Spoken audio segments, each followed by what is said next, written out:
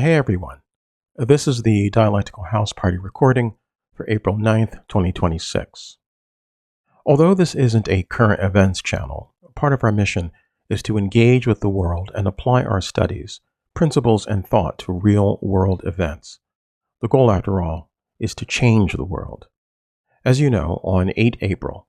a ceasefire was announced between the US and Iran, a ceasefire that was broken within hours of that announcement. On social media in anti-imperialist and armchair general circles, Iran's response, starting with closing the Strait of Hormuz, but as of this recording not including the use of its now celebrated missiles, has inspired lots of useless debate. In reply to this, Twitter user Victims of Capitalism Memorial Foundation posted the full text of the Iranian statement about the ceasefire,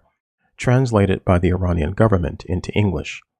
The point was to show that Iran has not betrayed Lebanon, which suffered carpet bombing by Israel hours after the ceasefire was declared. In this recording, I read that translated text. Statement of the Supreme National Security Council of Iran on the 2-week ceasefire and conditions for negotiation. The enemy, in its unfair, illegal, and criminal war against the Iranian nation, has suffered an undeniable, historic, and crushing defeat. Thanks to the pure and sacred blood of the martyred leader of the Islamic Revolution, Grand Ayatollah Imam Khomeini, may God bless him, the measures of the supreme leader of the Islamic Revolution and Commander-in-Chief, Grand Ayatollah Syed Mojtaba Khomeini, may God protect him, and the efforts and bravery of the Islamic fighters on the fronts, especially the historic, lasting, and heroic presence of you, dear people, on the scene from the very first days of the war, Iran has achieved a great victory and forced the criminal America to accept its 10-point plan. In this plan, America has fundamentally committed to guaranteeing non-aggression, continued Iranian control over the Strait of Hormuz, acceptance of enrichment, lifting all primary and secondary sanctions, ending all Security Council and Board of Governors resolutions, paying compensation to Iran, withdrawing U.S. combat forces from the region, and stopping the war on all fronts, including against the heroic Islamic resistance of Lebanon.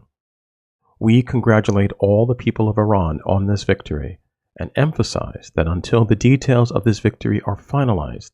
there is still a need for the perseverance and prudence of officials and the preservation of unity and solidarity among the Iranian people. Islamic Iran, along with the brave resistance fighters in Lebanon, Iraq, Yemen, and occupied Palestine, has inflicted blows on the enemy in the past 40 days that the historical memory of the world will never forget. Iran and the resistance axis, as representatives of honor and humanity among the most savage enemies of mankind, after historic battle, have given them an unforgettable lesson and have smashed their forces, facilities, infrastructure, and all their political, economic, technological, and military capital so thoroughly that the enemy is now in decline and despair and sees no way but to surrender to the will of the great Iranian nation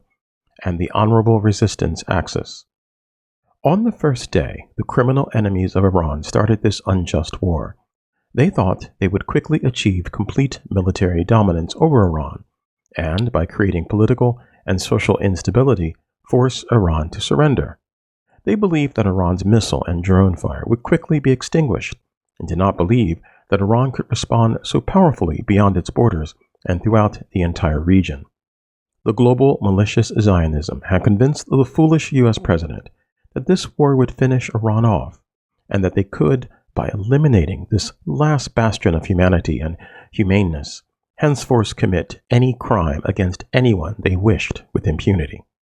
They dreamed of partitioning dear Iran, plundering its oil and wealth, and finally leaving Iranians immersed and abandoned in chaos, instability, and insecurity for many years. The brave Islamic fighters and their courageous allies in the resistance axis, despite their hearts being wounded and shattered by the martyrdom of their Imam, relying on Almighty God and inspired by the master and leader of martyrs, decided once and for all to give these enemies a historic lesson, avenge all previous crimes, and create conditions so that the enemy forever abandons any thought of aggression against dear Iran, and fully tastes humiliation and disgrace before the great Iranian nation. With this strategy, and relying on the unprecedented political and social unity created in the country, Iran and the resistance have begun one of the heaviest combined battles in history against the United States and the Zionist regime, and during this time have achieved all the objectives designed for this battle.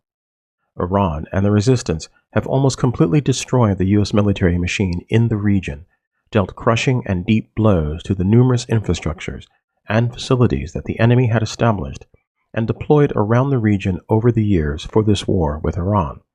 inflicted heavy casualties on the criminal U.S. Army at the regional level, delivered severe and crushing blows to the enemy's forces, infrastructures, facilities, and assets within the occupied territories, and pressured the enemy on all fronts to such an extent that not only were none of the enemy's main objectives realized,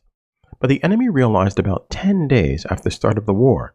that it had no choice, or rather no chance of victory in this war. For this reason, it began efforts through various channels and methods to communicate with Iran and request a ceasefire. The honorable nation of Iran should know that thanks to the efforts of its children and their historic presence on the scene, the enemy has been begging for more than a month to stop Iran and the resistance's fierce fire. But the country's officials, because it was decided from the outset that the war would continue until the objectives were achieved, including the enemy's regret and despair, and the removal of the long-term threat to the country, have rejected all these requests, and the war has continued until today, the 40th day. Also, Iran has so far rejected several deadlines presented by the U.S. president and continues to emphasize that it attaches no importance to any kind of deadline from the enemy. Now we give glad tidings to the great nation of Iran that almost all the war objectives have been achieved, and your brave children have brought the enemy to a historic helplessness and a lasting defeat. Iran's historic decision, supported by the unified backing of the entire nation, is to continue this battle for as long as necessary until its great achievements are consolidated and new security and political equations in the region are established based on the acceptance of Iran's and the resistance's power and sovereignty. In this regard, and according to the guidance of the supreme leader of the Islamic Revolution, Ayatollah Sayyid Mojtaba Khamenei, may God protect him, and the approval of the Supreme National Security Council,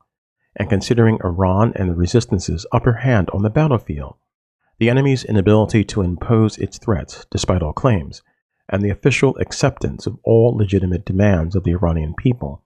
it was decided that negotiations be held in Islamabad to finalize the details so that within a maximum of 15 days, with the finalization of Iran's victory on the battlefield, it would also be consolidated in political negotiations. Accordingly, Iran, while rejecting all plans presented by the enemy, drafted a 10-article plan and presented it to the American side through Pakistan, emphasizing key points such as controlled passage through the Strait of Hormuz, coordinated with Iran's armed forces, which grants Iran a unique economic and geopolitical position, the necessity to end the war against all components of the resistance axis, which means the historic defeat of the child-killing Israeli regime's aggression, the withdrawal of U.S. combat forces from all bases and deployment points in the region, the establishment of a safe passage protocol in the Strait of Hormuz that guarantees Iran's control according to the agreed protocol, full compensation to Iran according to assessments, lifting all primary and secondary sanctions and resolutions of the Board of Governors and Security Council, the release of all blocked Iranian assets abroad, and finally, the approval of all these matters in a binding Security Council resolution. It should be noted that the approval of this resolution will turn all these agreements into binding international law and create an important diplomatic victory for the Iranian nation. Now, the Honorable Prime Minister of Pakistan has informed Iran that despite all apparent threats, the American side has accepted these principles as the basis for negotiations and has submitted to the will of the Iranian nation. Accordingly, it was decided at the highest level that Iran will conduct negotiations with the American side in Islamabad for 2 weeks, solely based on these principles. It is emphasized that this does not mean the end of the war, and Iran will only accept the end of the war when, considering the acceptance of the principles in Iran's 10-article plan, its details are also finalized in the negotiations. These negotiations will begin with complete distrust of the American side on Friday, April 10th, in Islamabad, and Iran will allocate 2 weeks for these negotiations. This period can be extended by mutual agreement. It is necessary to maintain complete national unity during this time and to continue the victory celebrations with strength. The current negotiations are national and a continuation of the battlefield, and it is necessary for all people, elites, and political groups to trust this process, which is under the supervision of the supreme leader and the highest levels of the system, and to support it while strictly avoiding any divisive remarks. If surrendering to the enemy on the battlefield turns into a decisive political achievement in the negotiations, we will celebrate this great historic victory together. Otherwise, we will fight side by side on the battlefield until all the demands of the Iranian nation are met. Our hands are on the trigger, and as soon as the enemy makes the slightest mistake, it will be responded to with full force. Supreme National Security Council, April 8, 2026.